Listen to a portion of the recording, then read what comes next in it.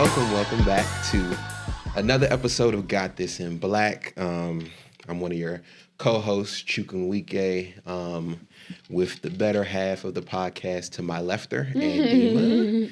And today we have another special guest. Can we get a round of applause for our special guest? Yes. So excited. So we have a special guest, T. Tell the people a little bit about yourself. Yeah. Well, actually, we'll get into that. First, I want to... again, welcome everybody. Make sure you're in a good headspace. Got This in Black, again, is a platform where we like to amplify dope Black creatives in the fashion industry, educate, and also democratize fashion because we feel fashion is definitely an elitist arena, and we kind of want to have everybody discussing it. So before we get into tea, let's get into the fits. So Andima, kick us off. Tell us a little bit about what you are wearing. Yeah. So I'm wearing my Rihanna weave because, she's on baby number 2 and, she's doing big things as usual. ASAP, get off of her. That's all I kept seeing online. All red. What else I got on? Oh, so I talked about these on an earlier episode, but these are my Tupac shorts from Cross Colors. Okay. That I saw and I was like, I'm getting immediately. Love. And then I'm wearing, I forget what this colorway is, but these are the Salehe Bembury Crocs. Shout out that Salehe. my line sister told me Come looks on the like podcast, please. a dinosaur fingerprint. That's what she told me. She said, your feet look like dinosaur feet. I said, okay. Well, I like them. I love those Crocs. Shout out to They're my very line fire. sister. I have the urchin pair. Yes, very urchin. fire. Yes. I wanted the urchin pair, and it was. I actually wanted the lime green, but that was too safe for me, I think. Lime, I think, is very, easy for me. Gotcha. But the lavender, I was like, That was a flex right there. oh, thank you. I wasn't intending it to be. She was like, my closet is already built. I only need challenges. So, I feel like there are some pop colors that is easy. Like, lime is one of them. Red is one of them. Even though I don't wear red often, it's like, you can just do it. You know what I mean? Whereas, lavender, baby blue, I feel like I'm, getting into those. And they're harder for me. But when it works, it works. So, that was, Okay. Every time I hear baby blue, I think of... what's the Young Gunners video when they was out in the snow and they had on the baby blue Rockaway suits, white Nike. Every time I hear baby blue, I just think about that. I'm sorry. It's a good color for fashion right now, for sure. So T, what do you have on? So I am wearing this 101 jacket that from. joint tough. Thank you. I love it. A Black woman on Instagram has a brand called Denim Mbae. Okay. And I wanted it for Christmas, so I asked my boyfriend for it for Christmas, and of course he delivered. So shout out him. And then I've got some Zara pieces under. I got these Zara joggers that also got my boyfriend for Christmas, but I needed them too, so I got my own pair. One for me. One for you, one for me for sure. His and her. Yes, definitely. And this Zara hoodie, and then some women's mushroom 4s, which we can talk about today too, I think. Women's sneakers. And 4s are my favorite silhouette, so I had to come with those for sure, hands down. Also, I had a pixie cut for a long time. And I just got my hair long enough to braid, so I'm very souped about this. Ooh. Yeah, so I braided my hair a week ago and got it up. Yeah, that toothbrush was working. Oh, yes, absolutely. Yes. Absolutely, I did. The swoop. For sure. Okay, and I have on a Dap Gap hoodie collaboration. This is the one from last year. They had a new drop this year. I wanted to get the drop this year, but I was being smart about my budget, like our last episode, so I couldn't get them. Good for you. I have some sweats from AO Studio 21. That is a Black-owned brand in the PG County area, and I got on a pair of Georgetown Dunks, and I'm ready. I love the local representation that you got with your fit. That's what's up. I should have wore some gear from my hometown now that I'm thinking about it, but next time. What's your hometown? Providence, Rhode Island. Okay. Shout out PVD. Yes. So there's in Massachusetts. No way. Go to Providence Mall. Okay, yes. I love that. See There's a lot of creatives coming out of Prov and Boston, and I love what they're doing. Okay. And I actually do wear their brands a lot. I rep them very heavy, and not because they're just from PVD, but they're it. You know what I mean? It's like stuff I actually want to wear, so I love that. Providence. Yes, come on, 401 for sure. What's your first fashion memory that you can go back to? Ooh, actually, one that comes to mind, and it's probably why I'm like, shoes are so important to me. Mm-hmm.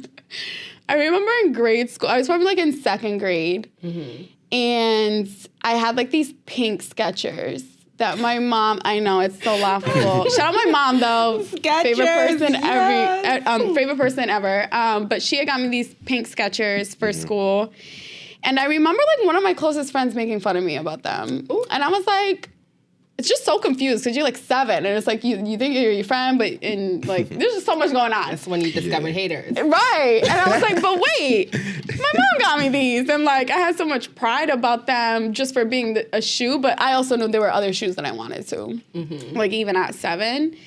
And I think from that point on, I was just like, I'm gonna get the kicks I want. And I'm gonna have some respectable feet. So yeah, shout out to the feet. I start at the, like when I look at a fit, I start at the shoe, and I make my way up. Okay, for sure. So that's how you get dressed every time you start with your kicks?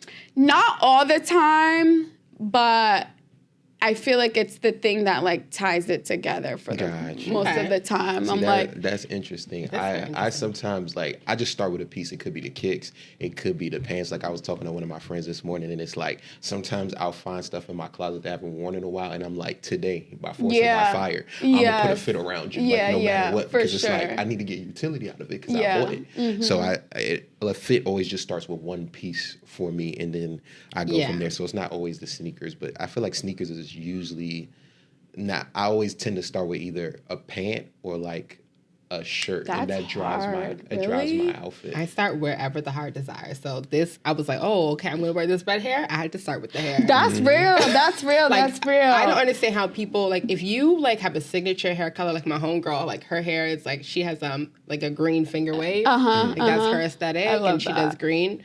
And you like if your hair is a certain funky color, like you kind of have to build your outfit around that. You do. But for me, it's just like there will be at least one statement on me at all times. Like I'm not your basics type of girl. Like I have friends. I have a friend who does this really well. Like she just her fit is always understated. It always looks great, but it's just always understated. And I was like, I can't really relate. I'm just so different fashion-wise. Yes. So it will be one statement piece. I love that. 2, this 3. Okay. It might not be one. I'm very much moving into that. Very much so. I actually was thinking about this on the way here. So one of my like goals for the year was to minimize my engagement with fast fashion. Okay. And so I'm pulling away from the Sheins. I'm pulling away from the pretty little things. Right. And I'm investing in like one-of-ones. And I'm trying to like enhance my closet, my wardrobe, and have it be like super sophisticated and durable and of quality.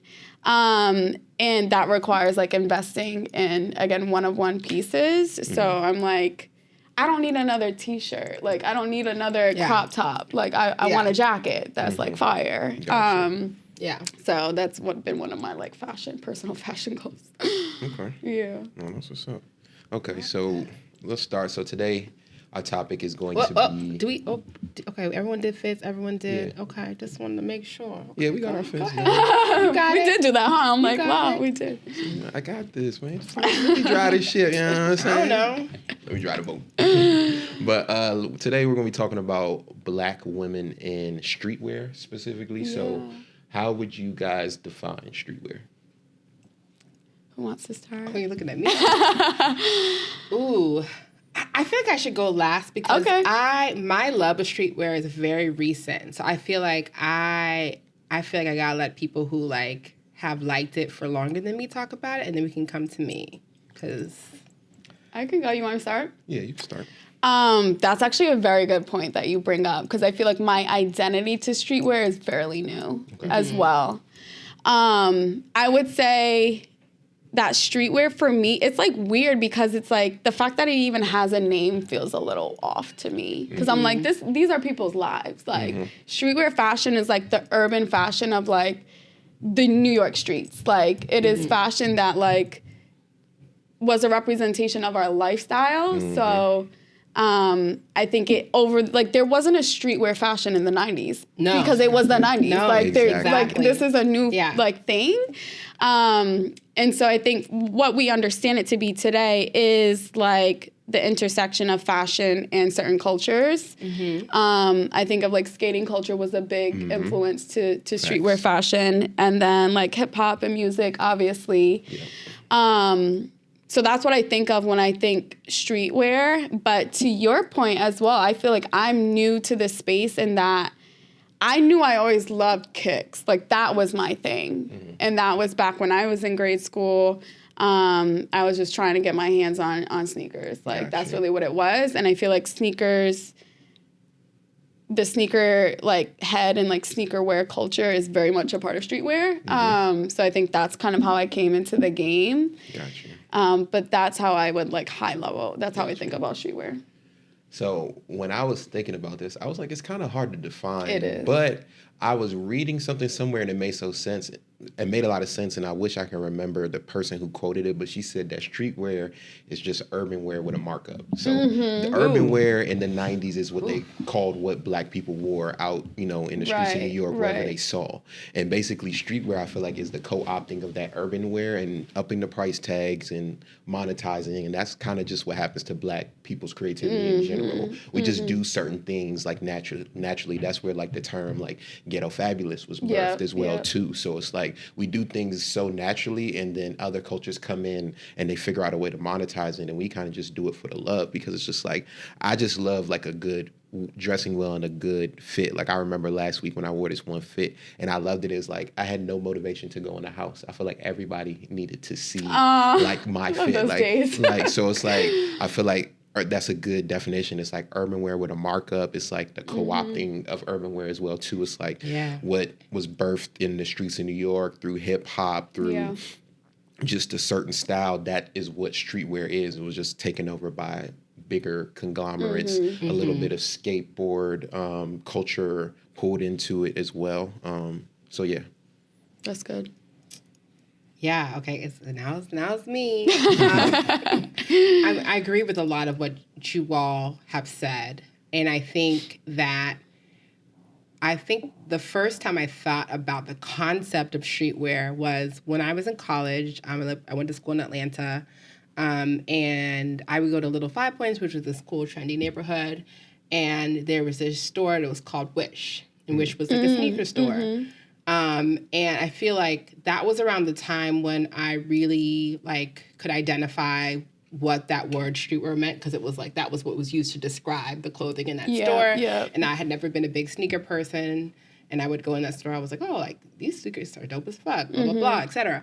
And I totally agree with you all in the fact that from a PR perspective, streetwear is really a repackaging of our culture, because here was this store owned by a white woman, and one of the top stores that people would talk about in the area for streetwear culture when we're here in the middle of the Black Mecca. And it was a disconnect. Here we are in Atlanta, where, there are tons of hip hop artists. At that time, Atlanta wasn't the Black Hollywood that it is now, but it was up and coming around that time. And the only place that I could go to kind of buy, some cool sneakers was at this shop. And so there was a kind of a disconnect there. Fast forward to where we are now, when we started this podcast, we knew that we wanted to showcase Black designers. That was one of the goals of the podcast. And so I had to kind of reevaluate my wardrobe. And once again, like you said, not be shopping fast fashion and figure out ways that I highlight Black creators. And when I went to go look and see what are Black designers doing, there was a lot that was in my price point specifically that was streetwear. And so I ended up adding more streetwear to my wardrobe because of that. because there just weren't, and we'll get to this, there weren't as many like women designers, so I couldn't get like the type of pieces I would have worn traditionally that were made by Black designers, because there weren't a lot of women designers, you know, doing stuff in like that streetwear like price point. Like, yeah, you had like Hanifa, which is affordable.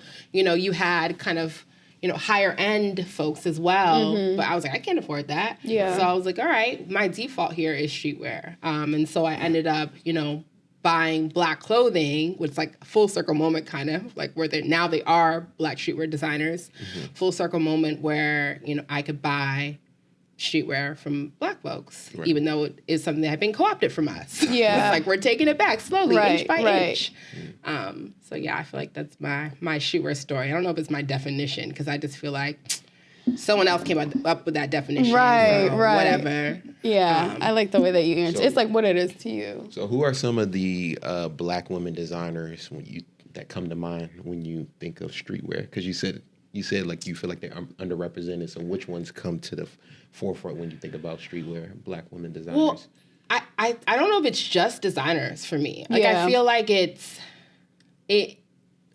we said before that it was like what people were wearing. I think of just Black stylish women. Yes. Like first off rip. Like I think back in the I think Missy Elliott. I think Aaliyah. Like we were all obsessed with Aaliyah. Like I, you know, trying to dress just like her, little crop top, but baggy pants, like bandana. Like that's who I think about first. That's who comes to mind. Little Kim. Like I think those are the people who came to mind first for me. And then we kind of get into the folks who are designing. But like I think it starts with the culture more than anything. I don't know. Like, what about you, T? I would agree 100%. Like, when I think of women in streetwear, unfortunately, I don't go, my mind doesn't go to designers off rip. I think of what I've seen to influence or just, like, carry through that culture. Gotcha. So, like, a little after the icons that you mentioned, I think of Teyana. I know we were talking about this. I think of Vashti. I think of people who design sneakers, you know? Yeah. And them just really being dominant, like, in that space, and giving, like, us as Black women someone to look to be like, you're fire, and, like, I see what you're doing, and I respect that, and I know, it's attainable. Or I know at least I can step outside and still look this way and, like, feel confident doing it. Because I feel like even now, like, to this day, I'm like, I love the way that I dress, and I love, the spaces that I go to, but I know it's not like, oh, wow, she is doing that. Like, why is there a notion of, like, this is not a thing that women or Black women can be doing? But there have been those trailblazers that we've seen, like, kind of rocking streetwear or carrying streetwear.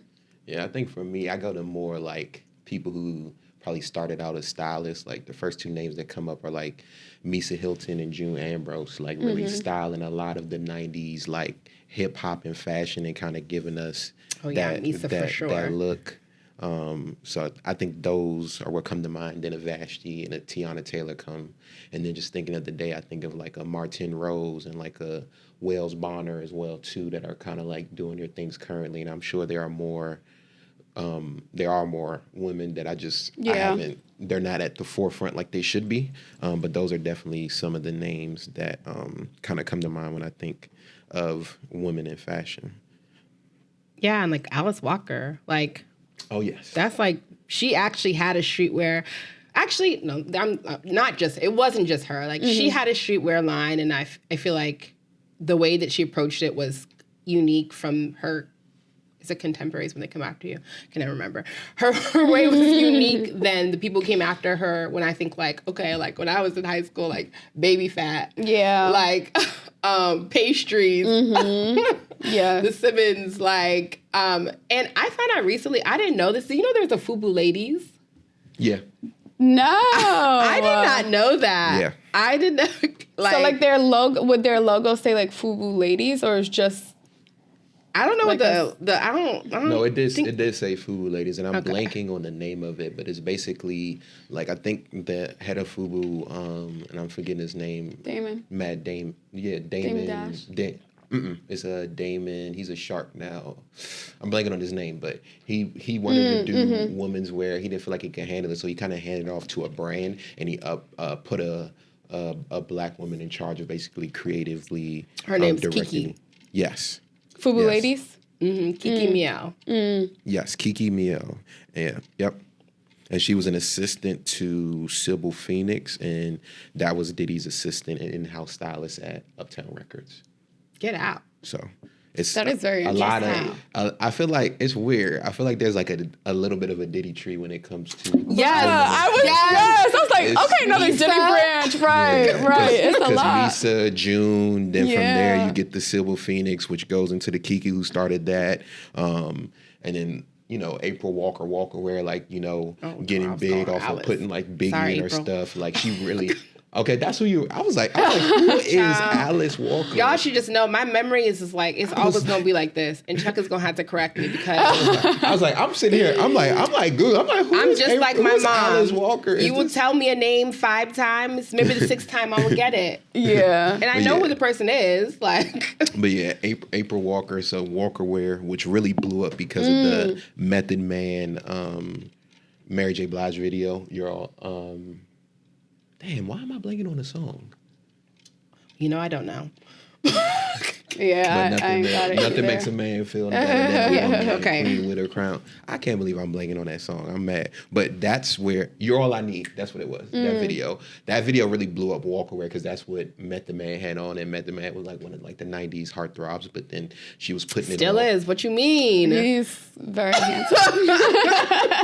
I didn't mean to offend. looks great. He's Okay. in the 2000s. Okay. I did not He mean looks to great. offend. Okay? I'm just speaking in the 90s, okay? But yeah, that and putting it on different hip hop people. And it was actually, when I was researching a little bit, she actually kind of like stayed in the background because she knew how sexist the industry was. Yeah, And she talks didn't about want that in her the woman face to be in the front because she knew that people would just stop messing with it off the strength of that, which is honestly crazy.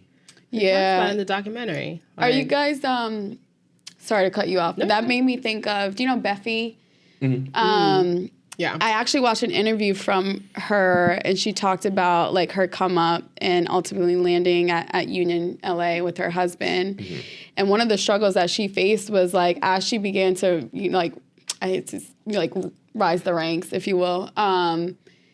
People wouldn't take her seriously, and they thought that she got to where she got to, like from a sexual standpoint, and like that was such a struggle for her to be like, unless I was somebody's girlfriend or wife or like executive assistant, they didn't think like I was here based off of what I carry and like the wisdom I have, the expertise in this area.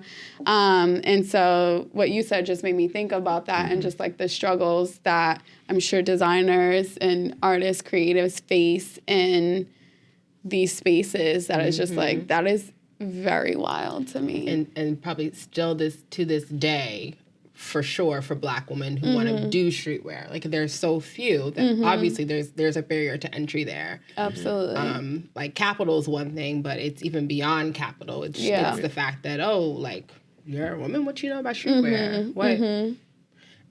Yeah, it really shouldn't be a boys' club because the thing is, at the end of the day, I don't care what you put a man in. If you put the right woman in, it's going to look a million times better. Like, I just always flash back to, like, no man will ever look better in a suit than Zendaya. Like, she does that. Like, wait, is that like your celeb crush? I feel like did you say that? Is that his? No, she's not my No, oh, okay. There was such a long pause there. I got confused. That's not Chuck's type. Yeah, that's I see where we're going. Yeah, no. I Meg the Stallion would be more. Okay, copy. I like them tall and thick. You know what I'm I see. But, yes. That's funny. Before we move on, I did just want to shout out like a few names. We talked about it. Misa Hylton, image architect behind a lot of the iconic looks. She's the one that started putting matching Little Kim's monochromatic fit with the wigs as well, too, the color wigs. That was her. Sybil Phoenix, she was Diddy's assistant and the in-house stylist for Uptown. She actually grew up in the Midwest, so she was one of the first to actually put, because in New York, Tims are big, but they only used to wear the wheat color one. She was the one that started introducing different colors because in the Midwest, that they kind of did that. That was her put them Tims on. That inspiration. Is she from the Midwest? Yeah, she's from the Midwest. The Midwest streetwear culture is actually. Oh my gosh! What is the name of that designer? Oh, I'm gonna come back and remember her name, and I love her. She's from the Midwest. She's so fucking dope. Not Paige. She does a lot with like different texture fabrics, like burlap, and like I'll remember her name. Just give me a second. But yeah, she's the one. She also had Jodeci in them pleather fits in the desert. I know he was hot. Leather in the desert. Hey, listen, he was. Hey, whatever you gotta do to get that fit off your hurt. You know what I'm saying? Like we said, we mentioned Kiki. She was the creative director of FUBU Ladies, and she was assistant to Sybil. April Walker, her jean fit again was iconic, and she kind of a lot of inspiration she got was from Dapper Dan in his store. June Ambrose. It's funny because June Ambrose started out in investment banking. I saw that. And she ended up becoming the marketing director at Cross Colors. She's the reason for like the whole Bad Boys 90s like shiny, loud fits. Like she was very much into that, and that kind of was birthed at Cross Colors. She also created the iconic look for Missy in the I Can't Stand the Rain video, that big plastic bag. Yeah. That was her. And then also Bevy Smith, she was a fashion advertiser at executive at Vibe magazine. So she was actually credited being like the first one to get a European like designer to promote into a black magazine. So she got Gucci to do an ad in Vibe magazine in the early 90s, which was not easy at all. So those are some of the ones that I wanted to just give a quick shout out to. Some of the pioneers and the trailblazers for black women in streetwear. But as we talk about the past, I wanted to see like what do you think the future of streetwear for black women looks like? Whether it be names, people, style, whatever, we can just kind of like get into it and discuss it. I will say this is kind of like a pessimist answer. And I thought of this when you were speaking on how you actually got into streetwear and like its affordability. And one of my fears about streetwear is that it will not be accessible for us, and it is ours. Yeah. We are now battling $500 Balenciaga t-shirts that is now streetwear, but like I'm not doing that. I'm not doing that. And like even just like cop and kicks, like the resale culture, Don't like get me started about the sneakers. It's just a lot. And again, I didn't. There are beautiful things that are gonna come of streetwear, especially for black women and black women creatives. But that is like one of the things that I'm just like very nervous about. As I look to like the future of streetwear, but I'm really excited for just seeing people's brands be like pushed. I think like when Vashti was starting out, like, bro, she was blogging in like 2010, and like that was not a thing. And the internet is very beautiful for those reasons, because now we're in a space where we can really push stuff like overnight, right? And I think it's really about, there's a lot of struggle here, but like the ways in which like we support us, we have the tools to do it now. Right. So I think if we're going about it the right way, if we have our hearts postured in the right way, like we can get stuff out, and we have tools that we never had before. Yeah. Like TikTok and Instagram to really push stuff forward and really get our names and like press out there. So I'm interested to see how that like kind of catapults what we're doing in this space. See, I don't think. I'm not worried about the price point, because at the end of the day, I feel like the market dictates, because it's supply and demand.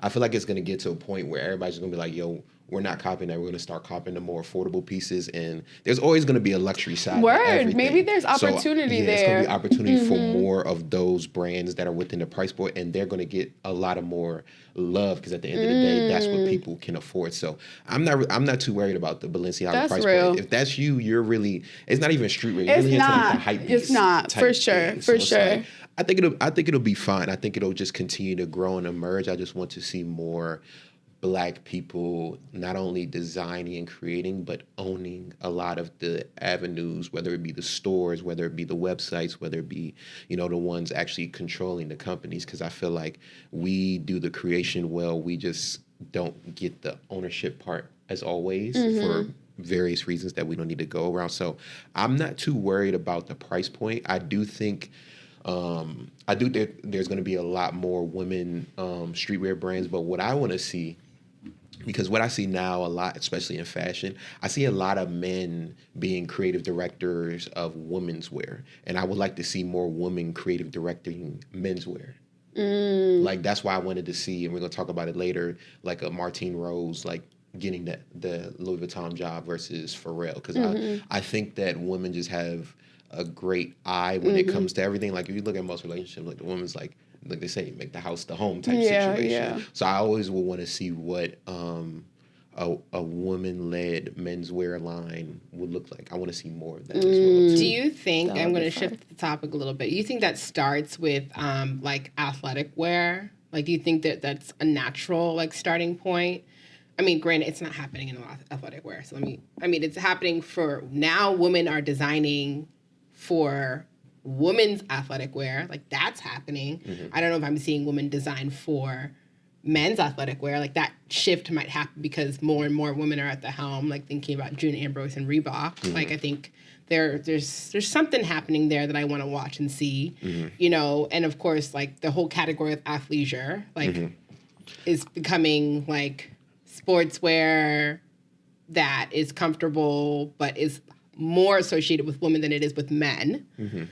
So I just wonder if like that could potentially be a pathway, which is crazy that we had to have some weird, stupid pathway like that for it to happen. Right, like a pipeline. See, I don't think it's going to start there, just because I feel like with sports, especially men's sports, it's probably one of the biggest uphill battles when it comes to the gender side. So I see it more just happening at fashion houses, period. Like, I would love to see somebody who has like a big like women's wear brand now that doesn't do menswear to start to do menswear, and I would want to see her perspective on it. I think it will kind of start there, and then once you kind of establish your success with your own brand and your own menswear, then it's more likely, I think, that a Louis Vuitton or a Gucci would be like, okay, come artistic direct the menswear or something like that. So I think that will probably be the smoothest transition for that.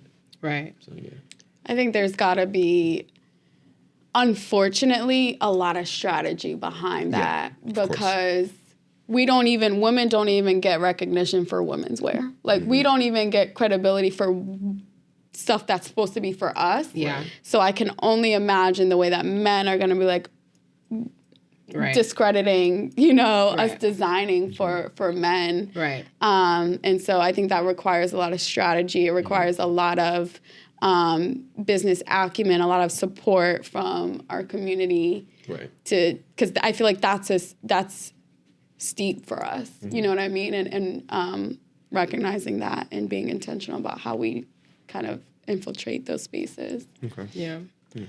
I think I just want to see more Black women streetwear designers, point blank. Period. Like that, Yeah. period. Like because I think that there are some white women who, like I said, who have jumped into that space. And had, like, I think of like Married to the Mob, you know, with Leah McSweeney, Real Housewives of New York, where she's a mess. But I mean, I think of that. I think of Melody Ashani, which I kind of like, you know, I don't want to talk bad about her because she's a woman of color, so I respect her in her own right.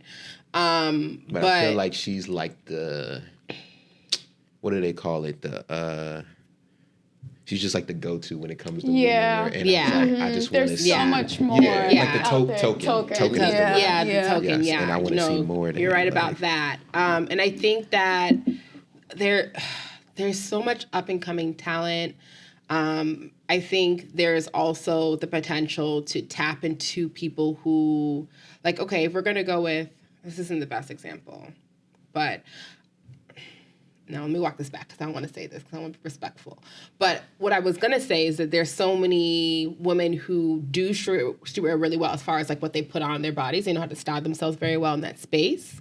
And there could be potential for like brand ambassadorship and stuff like that with some of the streetwear brands that are out there. Like I think of Teyana. Like, you know, Teyana is already a creative director in her own right. You know, more collabs featuring her. Right. You know, I think of Coyle Ray. I think of so many women who their aesthetic is naturally streetwear. That's what they wear. That's what they like to put on. There should be like more collabs in that space. And I think it happens for like the sneaker brands for sure. But they're like starting to get there because you see like, you know, Ali May like doing a lot of stuff with Jordan, but it just still needs to be more like, it's funny. I feel like I like a lot of the colorways that a lot of women's sneakers get. Like I feel like they box them into the black and red, black and blue. Like they rarely give us like a mushroom. Like they really give us like a pink. And it's like, I like to see more of that. Like if my foot was small enough, I would buy a lot of the women's Jordans because I'll be liking a lot of the more colorful colorways to it as well too. So I do want to see, like you said, more women designing sneakers as well too. Colorways, whatever it may be, more collaborations like that. But not even just a sneaker. Like I'm like a dope ass fucking t-shirt. Like just something that leans towards the streetwear, like it's in the streetwear lane. Like I want to see that. And I think that people, like, I don't know, I'm thinking about like Sheila Rashid, who I feel like does not get as much acknowledgement as she should. Like folks like that being elevated more. And that's the designer who couldn't remember her name, who does like a lot with like the burlap and now she did a partnership with I was like Honey Jack, I want to say. Yeah, she did. And did like overalls. And I just like, she's doing something different and new. And could elevate, I don't know if I can call her exactly streetwear, but could elevate like what streetwear currently is. And so I think we need those different viewpoints. We need women to diversify what streetwear means. Platforming more and more women. Yeah. That's just the main thing about it, is just platforming more and more women and getting those perspectives out there. So, I do look forward to the diversification of it. Who's in it, what they're wearing, what they're representing. There's a couple people that we didn't name that I saw. Like there was a woman named Estelle. She's a co-owner of a brand named Noah. That's somebody else to look at. Bonner Gourmet. I'm probably going to butcher this, but I think is Mama Banalized in NYC. I'm sorry if I didn't pronounce that well, but when I was reading a little bit about her, I like what she was saying. She was actually speaking a little bit about talking about how like the hype beast culture is kind of like taking the soul out of a lot of pieces. And so her line is really focused on putting like culture into it. She has, I believe, an East African background, so she tries to incorporate that into her streetwear when she's designing it. So I think more pieces need to just have soul. Like we're not in the Supreme box tee era anymore. Like, so it's like pieces need to have more feeling and not feel like so empty. Like when I see a lot of people wearing like just like t-shirts, a lot of designers are just like a plain t-shirt with like the European brands just logo on it. Burberry, that's really it. And I'm just like, I can't spend $300 on that t-shirt. The t-shirt give us something. Has no life. It has Come no on. life. Like I need something. Like I need some. If it's gonna be that plain, I need the draping or the silhouette just to sit like a little bit different. I need give the us sleeves. Some cool artwork on the back. Like, come on. So. Yeah, that's what I think of. So shout out to them. So T, tell us, what is your favorite Black fashion moment? I have a couple, actually. I'm sure we all have many. I'll give you the first one is like a longer story. Second one is pretty straightforward, and hopefully we all remember. The first one is like there's touch points to streetwear, which is why I brought it to this conversation. One of my favorite Black fashion moments was when Serena wore the off-white tutu to the U.S. Open. And I love this for so many reasons. So contextually, she had just come from the French Open where she wore that like cat suit. And the French Open was like, we're not having that. Like it was banned. Crazy. Very crazy. It also was like built for health reasons. Like she, as a new mom, it was battling, like she struggled with blood clots, and so that suit was supposed to help with that. So they banned it, and then she popped up to the U.S. Open like a week later in this off-white tutu leotard that to me was just fire. I just appreciated so many things about it. First, it's two Black greats collabing in a space that is not for them, right? Like tennis, we know, like is not for Serena, but she's my favorite athlete too. So I'm like very, very biased here. But she's a GOAT, and she had Virgil, who we know has done so many great things for street and just fashion in general, design her leotard.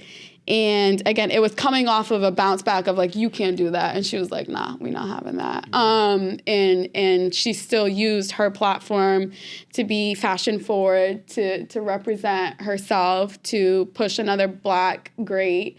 And so everything behind it and everything it stood for was like just very powerful for me. And then I remember seeing someone else like mention, it was like a quote about the actual garment itself. And it was like, it's about being feminine and so strong at the same time. And I was just like, yes, like she's in a tutu. Like, I like that. that exactly. You know what I mean? It's just like a tutu is probably the most like feminine garment we can think of. But she's out here, bruh, like on the court going crazy. And so I like that kind of duality, if you will, with the actual garment itself. So shout out Virgil and Serena. Most people don't think about is like, you know, tutus are worn by the dancers, and a lot of dancers' feet, there's so much pain that goes into sitting in those positions. So even the tutu in itself, even though it's feminine, I still see the strength in it, because if you ever try ballet, you already know how difficult it is. My feet would just be busted up. Yeah, so they are so strong. They are so strong. So that's like my long answer. My short answer is Rihanna, and when she won the Style Icon Award at the CFDA Awards. Bro, that outfit, that was so long ago, and I'm like, today, like, we are so behind Rihanna. Like, we are trailing this woman by, like, miles. It is insane. She has the best taste, period, of I think any person on this planet. Oh my God, why that we not even Rihanna could do? She does everything. She does it all. She does it all. Her and Teyana can literally wear whatever. My favorite thing about Rihanna and why she's probably my favorite fashion like icon is you never know what she about to step with. Like, that is my favorite thing. Like, if you saw it coming, like, that's how I want my outfits to be perceived. Like, if I told you I'm pulling up and you knew what I was gonna wear, I'm not doing it anymore. And so I feel like Rihanna is that person, like, bruh, what? Like, where did you get this? Like, how did you think of this? Like, she always keeps us on our toes. God bless you. And Chuck, I remember you talking about like her doing that in maternity wear too. And I was like, bruh, she just does not stop. Like, she just does not stop. Like, the fact that she found a way to be new and fresh and beautiful and like really embrace, you know, her season of maternity with fashion is like, bruh, she was killing it. She ushered in this new maternity fashion, because I even see now Hanifa now when she's wearing her dresses now the stomach is out too, and I love it. I love it. Wow, good. See, everybody. Yeah. Yes. Yeah. The belly is out. Yes. And that is. And she just styling her little child in the little Vogue shoot. Yes. Like, this is my. She call her baby Fine. Fine. My son Fine. I don't care. Like that whole shoot, just for many reasons, caused mad uproar online. I don't even want to get into it. Did it? Like, yes. I don't want to talk about it on mic. Because we're not gonna get to what we need to get to. It's a whole left. Like, I don't even want to. Are we not about to talk about current events and current news? Yeah, but it's less fashion and more gender role type stuff. I have some fashionable things to say about it. About the shoot specifically. I'm so far removed from like about the current events sometimes. The shoot a little bit. Okay. My friend was just said, she was like, oh, this is the first time ASAP's braids look fresh. That's disrespectful. I love his like rugged braid look though. So first of all, as someone who is has natural hair, it is impossible. After day 2, bruh, you gotta wear a silky at all times if you doesn't work for me. Like, I'm sorry, it doesn't work for me. So I understand his struggle. ASAP, man. Y'all doing I understand his struggle. It's fine. I like messy. Like when my hair's in its favorite state is when like my braids are old, but like I can swoop my baby hairs. Like I like my braids being messy. Gotcha. You know. But yeah. I forget how we got here. Can we talk about your favorite moment being Rihanna? Oh, yes, yep. Maternity event. Okay, that's cool. Yeah. All right, so I mentioned it earlier, but Pharrell was recently announced as the new artistic director of menswear at Louis Vuitton. I think it's, what's it called? Succeeding Virgil? After Virgil. I don't want to use the wrong vocabulary. Yeah. Next in line after Virgil. So how do you guys feel about the choice? What are your thoughts? Let's get into it. I'll start by saying Pharrell in the fashion space, I think deserves it. Nobody's like, he doesn't deserve it. Or at least I feel that way. Like, I don't think we're like, Pharrell, really? Like, I don't think there's a question to the fit. You know what I mean? But I think that's kind of part of the discussion is like, was it a strategy move or was it like picking the best person for the job? 100% exactly. was a strategy move. Right. It sounded like a streetwear move to me. I think they saw like how much recognition, especially from Black culture, they got when they picked Virgil. Yeah. And how much more eyes it brought, how much more of the A-list Black celebrities were sitting front row, and how much value that adds to your brand. Because at the end of the day, I always think of, and I think we mentioned in the first season, The Office. There's this episode where Dwight talks about how you sell to white people, and it's like you get Black people to do it, then white people start doing it. Oh my gosh. Then you get Black people to stop doing it because it's like, and that's real. And so it's crazy. like when we start and when everybody's on Louis Vuitton now, all those people before are like, oh, they're wearing it. Like, I want to wear it too. And I think they wanted to keep that momentum by introducing Pharrell. Like, if Kanye wasn't on where he's at now, it might have been Kanye. Yeah. It really might have been Kanye. Yeah. Seriously. So, I mean, I'm not mad at the decision. I think I'm on the side of I would have wanted to see them platform somebody who's like not as known or more maybe if they're known, they're more known as a fashion designer, because Pharrell's just more like he's done a little bit of design, but he's more just like a cultural icon. But he's also done it with, creative directed at BBC, the ice cream. He did a little bit at Bape as well too. But I think I wanted to see like a Martine Rose or something like that, or just like a new designer I've never heard of, give them their platform and allow them to cook. I'm not mad at the decision though, but I think I still would have wanted to see almost like a fresh face that a lot of people I just wonder like what LV wants their brand identity to be. That's I have serious questions about that, and I think that with Virgil it was a departure, but it wasn't a huge departure because of Virgil's like background and his ability to design at that level. And that sort of clothing. It's funny because you're saying it's not a big departure, but I feel like if you talk to, because we're not in like the industry, but I feel like if you talk to a lot of industry folks, I feel like they felt like Virgil was a big departure. No. I'm not saying it wasn't a departure. I'm saying it's not a huge departure compared to Pharrell. Oh, okay. How are we defining departure right now? I guess by how people have known the LV brand and like what it was prior to. Oh, I see. Virgil. Like the transition. Yeah, okay. And so what I see happening is a trajectory where you jumped to Virgil, which was a departure, and you're now jumping to a further departure to Pharrell, where Pharrell, like his background, his history is like just streetwear. Virgil's was streetwear with Off-White, but like, he's still, there was that high luxury element to a lot of what he was producing. And so, like, where are they trying to go? What is the future of LV? Like, what is true to what the brand used to be? I think they're just trying to stay. I think they're relevant, cultural relevance. Like, I think once they got a taste of it, they ain't want to leave it. Like, I think it didn't help the bottom line. It's definitely probably didn't help. But Chanel didn't have to do that and stuff like that. There are all these other brands that have stuck to who they are. Yeah. And they've been fine.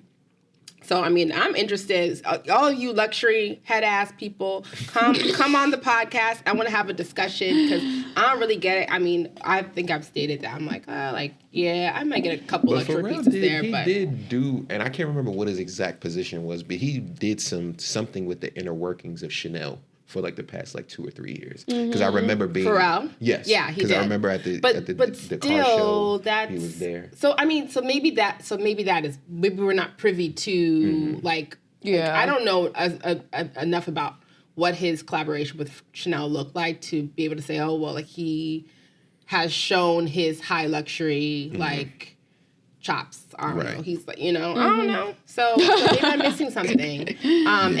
But I do, I hope that Pharrell being, in the head seat now opens the pathway for other designers. Like you talked about, Chuck. Like, I hope that's where it ends up going, excuse me. And if that's what's going to happen, then I'm cool with it. Yeah. And he does not deserve it. It just a little off. Yeah. I think it is a little confusing without trying to understand, like, what is LV's like strategic plan for the next 5 years, and how does Pharrell help you in that effort? Yeah. I think that's where we're all kind of like, wait, what's give us some clarity there. Right. Like, what is your agenda? Yeah. And like, how does Pharrell help that? Right. Yeah. Because it kind of feels like, without knowing that, it just feels like I don't want to say power move, but it's like, again, you're trying to get what comes with that, but you don't even know what you're about to do with that. Yeah. So it's like, we'll see, so I guess. I think I just did a quick search, so it looked like Pharrell actually did have a capsule with Chanel. But I think they're just baking on cultural relevance. What does that capsule look like? That's what I'm curious about. Are those those little glasses that he's been wearing all the time? Are those Chanel? That's probably them. Do he love them? I would love them too.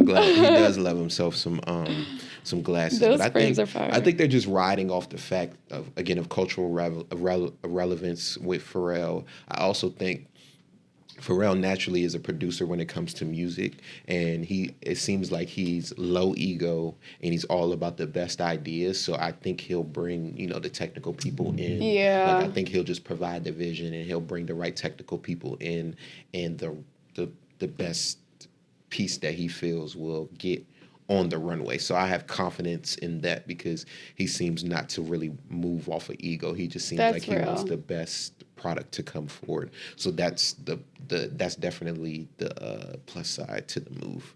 But yeah, I think they're just basically, they got a taste of the and they can't go back. Yeah, and they're like, that would be crazy for them too. Like, it would be such a regression for them. This capsule is real. It's real interesting. What you seeing? Tell us a couple thoughts. What you seeing? They got these mule type situation, like brightly colored, like loafers situation, color block. A loafer, Like, okay. Yeah, it works really well as a capsule. Yeah. But I think as far as understanding what the brand direction, or what a line, the first line that Pharrell's in charge of for LV looks like, I don't know if I can picture it. Right. So I'm excited to see. That first show. I want to be there. I'm sorry, but that's the thing. Everyone's gonna be there because it's like we don't. It's Pharrell. We also don't know what it's gonna look like. We also know that he has huge shoes to fill. Like it's a lot of press behind it. So I do believe in like creative genius transcending different types of art. Like I truly believe that, and that's why I'm like, okay, like he deserves the spot, because I do believe that without a doubt. Like there's so many people I feel like who are an example of that. Not just Pharrell, Rihanna, for sure. So I'm excited. We'll see. Yeah, we'll have to spin the block on it. All right, Andima, tell me, give me the tea today. What's the we doing the Real Housewives tea? Andima's been filling my cup with the tea. I really this is not as much about tea. It's more about the outfit. Okay. Because. Yeah. Well, okay. So first of all, I've been waiting patiently for the Real Housewives of Potomac reunion to pop off, and I'm like, what's happening? No, are we talking Potomac here? Yeah. Yeah. Oh wow, no, I don't. You gotta fill me in. Did you know this existed? No, that's what I'm saying. This Potomac here, the local Potomac. Do we know these people? I am my goodness. dying. You didn't know? How new? Is this one of their newer locations? I don't watch TV. It's like I'm so far removed. We on the same. Yeah. Okay. What's going on? Yeah. So, well, I mean, none of y'all know, so I can say anything. But I will, yeah. But I don't know what season it is. I want to see it's like season 5 or 6. It's been around for a minute. It has. All I know, I think Juan Dixon is on there, right? Juan Dixon and his wife, maybe. Yeah. That's the only closest person I know. Look at you. Juan Dixon, yes, Robin. University of Maryland my basketball legend. She's on there. Okay, I'm trying to figure like how do I summarize Real Housewives of Potomac. So it's like the classier version of Atlanta. Like they're all bougie. A good amount of them are actual housewives, which I feel like Atlanta for a while was just like, So first is the Green Eye Bandits, which is Robin Dixon and Giselle Bryant, who was married to her former husband was a pastor of like a mega church. And they both have green eyes and blonde hair. So like that's why was her husband Jamal Bryant? Yeah. Wow, interesting. Okay. That's very interesting. Keep going. You know this? Okay. No, I told y'all watch TV. You talk about you ain't know this. Sorry. Okay. With this. So they're like the Green Eye Bandits. Then there's Ashley Darby, who recently divorced Ashley Darby, who she was a former pageant girl. Okay. She married this like rich older white man, has 2 kids, but now is going through a divorce. This was currently happening season. I think she's divorced at this moment. Like, yeah, it was kind of like sad though, because her babies are young. Then there is Candace. Candace is also a former pageant girl. I want to say she went to Howard. She went to, people in DC like know her. Like I know somebody who used to date her. Gotcha. She's like this little mini-me feisty chick. Like she's launching her singing career. Okay. And I think she's a really great voice. And I feel like she could, she's a big artist in the making. There is the Grande Dame. So her character, how do I explain her? So her husband was like in like, I want to say his background was in, I don't know what he was doing, but the man had money and then they got into like tax or financial trouble and now she's kind of like the breadwinner and has like all of her different, all the housewives have like 5 different ways they're making money. Yeah. Who am I forgetting? We wouldn't know. I know. That sounds like all of them. I'm forgetting the subject matter expert. Charisse, who used to be on the show and has made a comeback. Her and the Grande Dame are, they are getting into it with each other. Jacqueline, who's new, she owns like a bunch of like chiropractor offices, and her husband, she calls him Big Daddy or whatever. Like they're gross. They're gross, and I sometimes I like her character. Sometimes I'm just like I'm calling her a character because she really is a character. Sometimes I like her. Sometimes it's just sometimes I can do without her. Yeah. And then I'm forgetting. Who am I forgetting? Oh. I'm new to the DMV. I'm about to get in trouble for not like remembering. Oh, how could I forget Wendy? Oh no, I've been here. Wendy's your own people. Chuck, she's Igbo. But her and her husband, like, it's kind of a weird dynamic. Like, Wendy's mom is always around, but she's not close with the husband's side of the family. It's actually very sad. It's like... What ethnicity is the husband? They're both Igbo. They're both Igbo, okay. Yeah, but it's like, y'all have something in your community where they're like certain people who are like no one interacts with? Like, I don't know what the word is for it. But that's what's going on with them. It's really sad, actually. But like, I like Wendy and I like her husband, and like she's really growing on me as a character. Season 1, I hated her guts. The first season she was on. Oof. But all this to say, this was not about them in the season. This was about the outfits for the reunion. Like, because there were just some interesting things happening. Right. So I'm gonna start with my girl Giselle, which I'm gonna show you her little fit over here. Which one is she? This is Giselle over here. She's wearing like the dark blue. Okay. She's got the gloves that come all the way down. So like this outfit truly, I feel like it actually photographs really well here. The first time I saw it, I was like, what is she doing? Because they're like gems all over the bodice, and there's like bands of like the fake diamonds or whatever. And it just was not sitting well with me. But as I look at it, it's like growing on me. But there are just a couple lines of rhinestones that are missing on one side. Oh, so I don't no. know what that's about.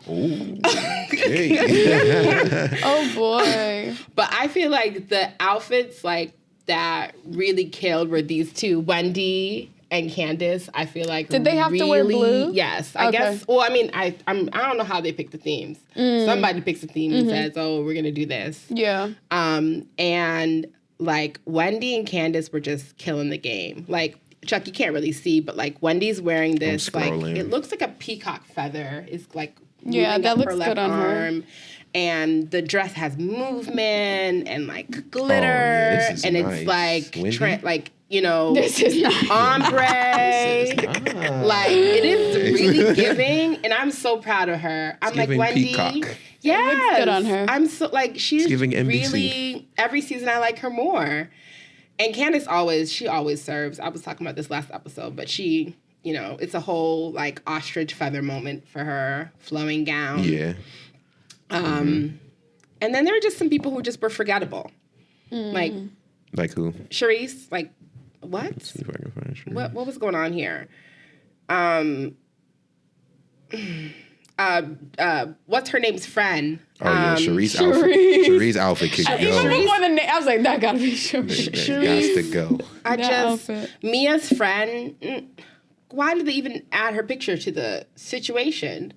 Like, she just really wants to be on the show. She really does. I'm sure her and Mia's beef was fake. Like, I know they created fake beef for her to like have more of a storyline. Like the drama, they probably were kikiing in their little showers they like to take together, and decided that they were going to create this storyline that they hated each other. So I don't know what she was wearing. Robin. You like Karen's fit? Karen, La Grande Dame. No. I mean, I feel like it was age appropriate. There are a lot of... And she likes to wear some things that are not age appropriate. I'm not loving the fabric choice on a lot of these dresses. I feel like they look a little... cheap? Yeah.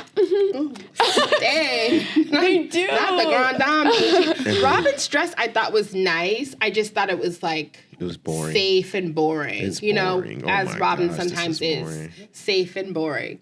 And then, yeah, give me Candace all day. Yeah, Candace, that's my girl. That's my girl. Miss Ashley Darby, it was like a little bit like, I feel like it was too many cutouts. Like, she was like, what can I wear? Her? What can I wear but not wear nothing? Yeah, like, Yeah, those little hip divots she didn't need. Shorty been in the gym. She said, y'all gonna see this. She said, I am single and ready to mingle. This is... Go ahead, Ashley Darby. She's trying to get chose. Yeah, she said, whoop. Good for her. Yeah, okay. But this was a very entertaining season, I gotta say. Because there's some seasons where I just was like... But this season was interesting. The beasts were fun. There was some fun shade going on. I really enjoy fun shade. Yes. And I'm very excited for the reunion to see what they're about to talk about. Yeah, Jacqueline's dress is boring too. A lot of boring dresses. Yeah. Yeah, unfortunately. Oh, you see how I didn't even mention Jacqueline. A lot of the dresses is boring. What were we about to say? Yeah, but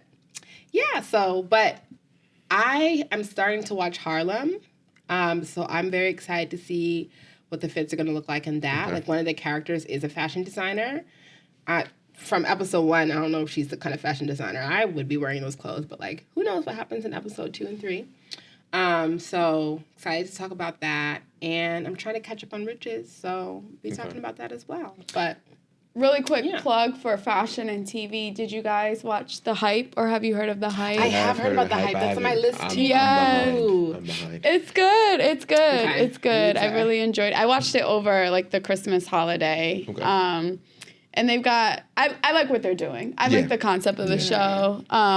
I like Speedy, the host from Complex. Speedy, he's really good at interviews. Oh Bruh, I could have a whole conversation about Speedy. Like, did you watch his Breakfast Club interview? I did. I have not watched it yet. Shout out Speedy, man. He deserves.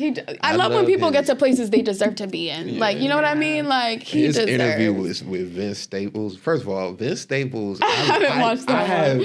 I love Vince Staples, just the person, just like anytime Vince Staples has an interviews, I will watch it because he's always going to give me something like very entertaining. But that was hilarious. He has the iconic joint with Ray J, where Ray J was like, these are unbreakable. Yeah. Ray J was like, step on. He interviewed President Obama too.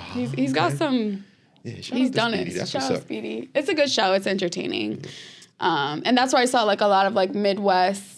Upcoming designers come through from. I need to watch that. It's been on my list for a while. Yeah. It's something different. It's like Project Runway for streetwear fashion. Yeah. Gotcha. Yeah. That's the vibes that it gives. There's another show. I'm not gonna remember the name. It's about up and coming designers as well. That has been on my list as well, and I think Pharrell was like a judge on it or something. It'll come back to me. I can't remember the name of it. Let us know. I would love to. Yeah. Tune in. But people out here changing the game. Yes. So, T, thank you for coming for having me. I had so much fun. Great conversation. Great insight. Dope fit. Thank you. I'm going shopping right after this, so it teed up my day. So thank you all for tuning in to another episode of Got This in Black. Make sure you like, comment, subscribe, share, follow us on Instagram, TikTok. We're on YouTube, Spotify, Apple Podcasts, Google Podcasts, wherever you can find podcasts. We'll be there. And if we're not there, just let us know. We're going to get there, you heard? So, and rate us.